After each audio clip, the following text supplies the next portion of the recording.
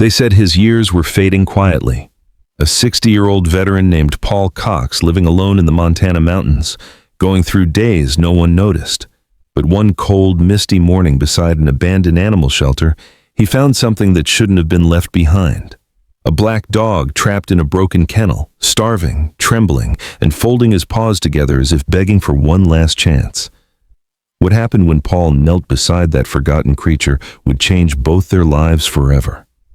Because sometimes the love that saves us comes from those the world has already walked past. If this story touches your heart, please subscribe. Your support truly means everything. Let's begin. The discovery. Thin mist drifted across Bridger Canyon that morning, cold enough to make a man pull his collar closer. Paul Cox drove slowly along the mountain road in his old Ford F-150. He was 60 now, broad-shouldered but stooped from the years, his beard silvered, wearing a worn brown canvas jacket. He lived alone in a weathered cabin deep in the canyon, where silence walked beside him like an old friend. As Paul rolled past an abandoned animal shelter, a faint sound cut through the rain. Clack, clack. Soft, uneven, almost pleading. Something made Paul press the brake. He stepped out. The air smelled of pine and wet wood. The shelter loomed before him, roof sagging, windows boarded. Under the cracked eave lay a tipped-over plastic kennel. Paul knelt. Inside, half-trapped by a chain caught on the frame, was a black dog, large, maybe 3 or 4 years old, fur drenched and dark as wet stone.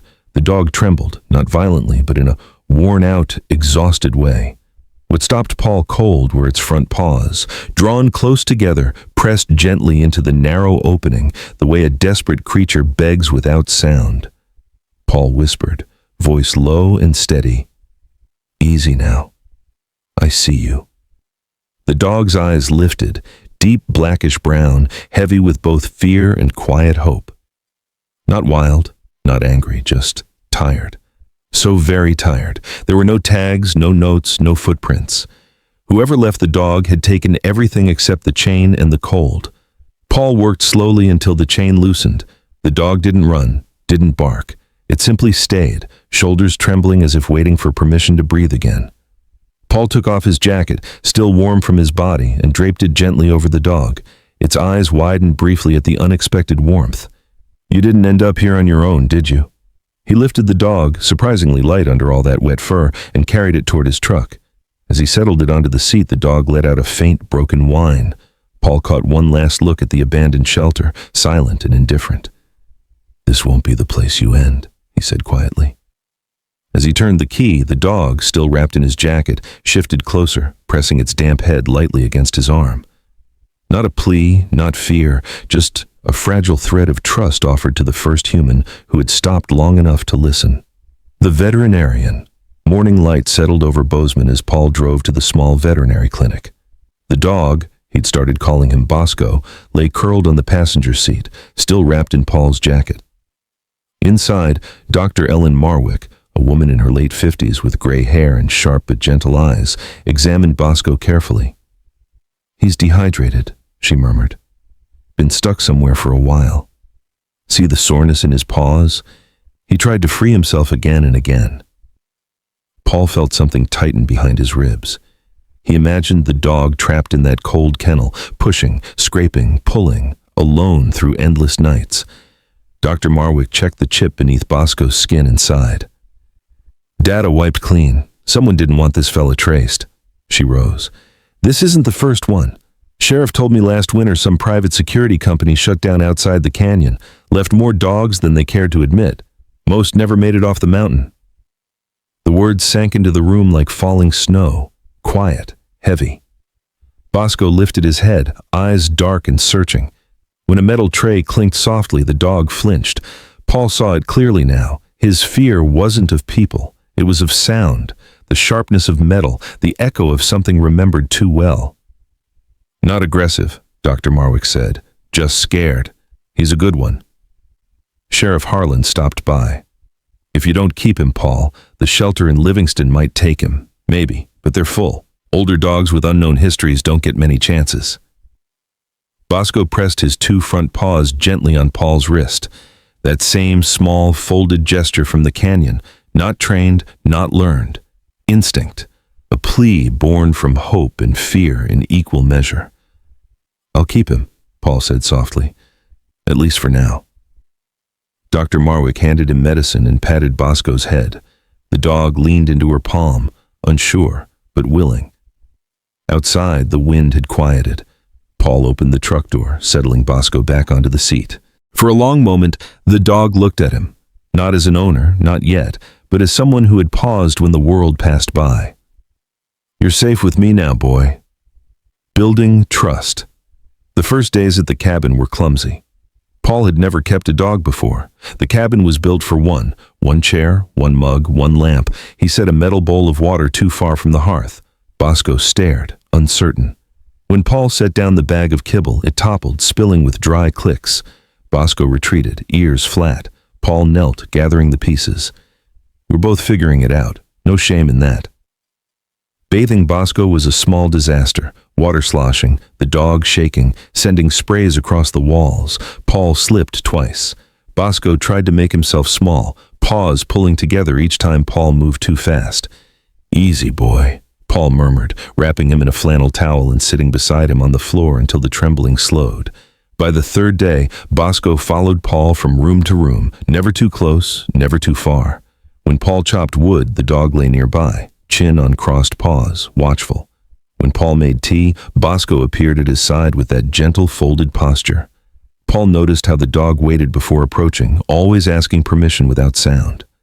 Something in Paul softened each time, as if a locked door inside him creaked open. One evening after a long walk, Paul settled onto the porch steps.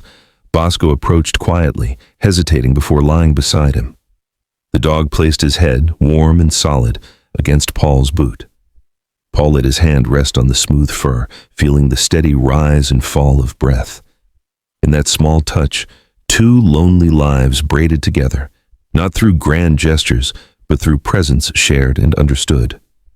"You're home, Bosco. You're home now." The storm. Wind swept down from the high ridge, rattling shutters. The storm arrived without grace, thunder rolling, lightning stitching the clouds. Inside, Bosco paced, ears rising with every distant rumble. When the first loud crack split the night, Bosco rushed to the door, barking once, sharp, urgent, a warning. Paul pulled on his jacket. "What is it, boy?" Bosco bolted outside into the rain. Paul followed slowly, boots sinking into mud. At the far end of the yard, near the old fence, lay Mrs. Eleanor Hart, Paul's elderly neighbor. The woman in her late 70s had collapsed against the frozen ground, one hand grasping the fence post. "Paul, ice," slipped. Bosco reached her first. He lowered himself beside her, tucking his front paws together, then easing them against her abdomen with soft, grounding pressure. Not taught by humans, not shaped by command, just instinct, offering warmth where cold had taken hold. Eleanor's breathing steadied under the dog's presence. Paul knelt beside them, rain running down his face. "You're all right now. We've got you." He called emergency services. Bosco stayed pressed against Eleanor, chin resting near her ribs as if listening for each breath. His eyes lifted to Paul's, steady reassurance. "I won't leave her." Paul carried Eleanor slowly toward the cabin. Bosco walked beside them, matching each step. Inside, Bosco climbed onto the rug beside her, paws folded, watching every rise and fall of her chest. When paramedics arrived, Bosco simply stepped back, letting them work. The woman paramedic paused. "He stayed with her in this weather?" Paul nodded. "That's a good dog," she whispered. "The therapy dog." By morning, word had traveled across Bridger Canyon. Folks spoke of the storm, the fall, the rescue, but most of all, they spoke of Bosco, the hero dog who stayed through wind and rain. Weeks later, Paul received an invitation from the Therapy Dogs for Veterans Center in Helena. Inside the center, coordinator Mara Jensen greeted them. "We heard what your dog did for Mrs. Hart. We think he may be able to help some of our veterans too." She led them to a quiet therapy room. In the corner sat Frank Dillard, a 70-year-old veteran with gray stubble and trembling hands. His eyes stayed fixed on the floor. "He doesn't like dogs," Mara whispered. "Hasn't touched one since 78. Loud sounds send him back." Paul nodded. He didn't push. Neither did Bosco. For a long moment, no one moved. Bosco remained near the doorway, sensing the fragility in the room. Eventually, Bosco eased forward, lowering himself slowly to the floor. He rested his head near Frank's shoe, not touching, just close. Frank's foot twitched, but Bosco didn't pull away. He lifted his face and looked at the man with an expression that held neither demand nor expectation, only presence, only warmth. Then Bosco placed his two front paws together, lowering them gently until they rested near Frank's knee. A gesture small and humble, asking for nothing but offering everything. Frank's hand hovered, shaking violently, retreating, then hovering again. Finally, he touched Bosco. It was the lightest brush of fingers, but it broke something open. Frank bowed his head and began to cry. Bosco leaned in carefully, placing his head on the man's thigh. No movement, no sound, just a quiet offering of safety. When the session ended, Frank whispered hoarsely, "He knew, didn't he? He knew before I said a word." Paul's voice cracked softly. "Yeah, he's like that." Outside, Paul knelt to meet Bosco's eyes. "You're helping folks now, not just me." Bosco pressed his forehead gently into Paul's palm. Forever home. Late afternoon sunlight drifted across the valley in long golden strands. Paul came down the porch steps slowly. Bosco waited at the bottom, tail giving a soft, steady rhythm. "All right, boy, let's walk." They moved along the trail behind the cabin. Paul walked at his own pace, slow and deliberate. Bosco stayed beside him, adjusting his stride until they matched. A week after Helena, Paul had gone to town and filed the papers that made Bosco officially his. When he returned, Bosco had greeted him at the door, paws drawn together. Paul had knelt right there. "You're mine now, boy, and I'm yours." In the evenings, Paul worked on a project. With careful strokes, he carved a wooden sign. When finished, he hammered it into the ground at the start of their trail. Bosco's trail. "You're safe here." Bosco circled the sign, sniffed the base, then sat neatly, paws folded as if approving. Paul laughed, rare, warm. "That's for you, partner."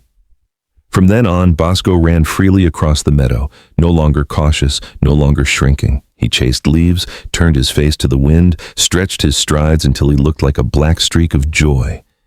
Yet each time he returned, he slowed, gathered his paws close, and approached with that same gentle posture. They stood together at the meadow's edge, watching the sun sink behind the mountains. Paul rested his hand on Bosco's back. "We found each other, boy, in the middle of nowhere." Bosco leaned gently into his side. As the last light faded over Montana, an old man and a black dog stood together. Two souls, once forgotten, now home in the quiet mercy of each other's company. In the quiet corners of our days, many of us know the weight of loneliness and the silent prayers whispered in empty rooms. Paul and Bosco's story reminds us that hope often arrives softly, sometimes on four legs, just when we think life has forgotten us. If this story touched your heart, please like, share, and subscribe to Fur and Feather Tales. Your support means the world. May you find comfort, strength, and gentle companionship in every season of your life.